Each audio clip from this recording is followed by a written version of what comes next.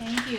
And in your work, in the dissemination of this critical, impressive piece, the practitioner's guidelines, what have you found to be the most effective process for that dissemination?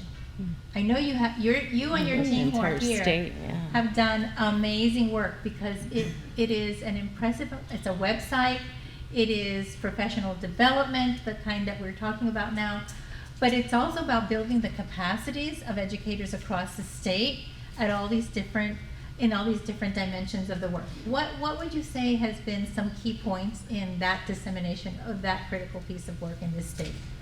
Well, I think it comes back to first how we all started and given that opportunity by CDE and CCEE.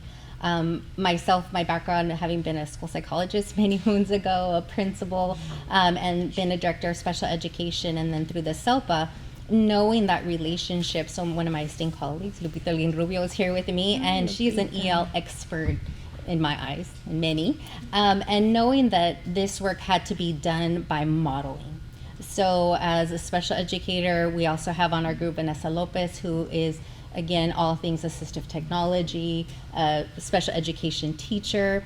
So bringing together our work and our energies to then bring that to the field. So as we start to develop professional development alongside the California Practitioners Guide, there were so many experts that contributed to that practitioner's guide, so many best practices, and it really being a foundational resource to California, because we've all been working in essentially these silos apart, EL experts chiming in, special educators, but this one resource gave us that opportunity to come together, bring our collective expertise, if you will, and start basically chapter by chapter identifying what were the needs.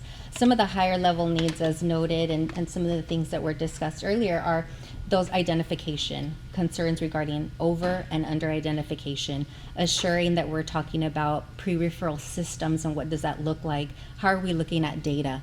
Are we looking at data in not only a judicious way, but intently with understanding of who are our students, that we don't make these overgeneralizations. And as we've had these conversations across the state with different districts, we see these themes coming up regarding pre-referral and referral, concerns regarding over-identification, concerns regarding differentiated assistance, as now heavily looking at dashboard. Are we over identifying, if you will, but at the same time looking at our subgroups uniquely and a side by side, because we see that, again, what are our students receiving? What does that look like? What does the data tell us? In your digital folder, you do have an infographic.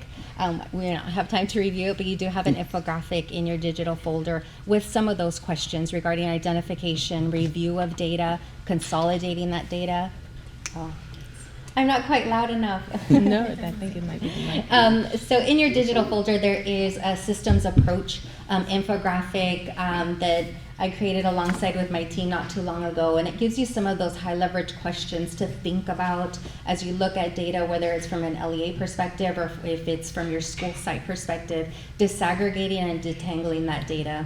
So as we identify, again, the needs of your students, because we can make these overgeneralities of whom our students are and how we want to serve them.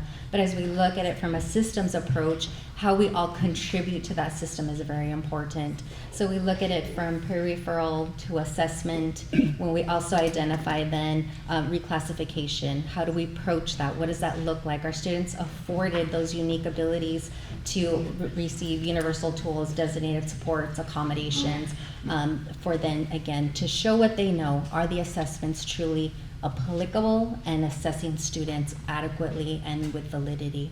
So I think yes, the resource is there on the screen. And again, if you have any questions, it does give you several links to the wonderful work that LMU has created, that the SEAL team has created, and various resources. Because again, as we lean into the work together, we bring leverage to all of those resources so that we're able to fully understand the needs of our multilingual learners with disabilities.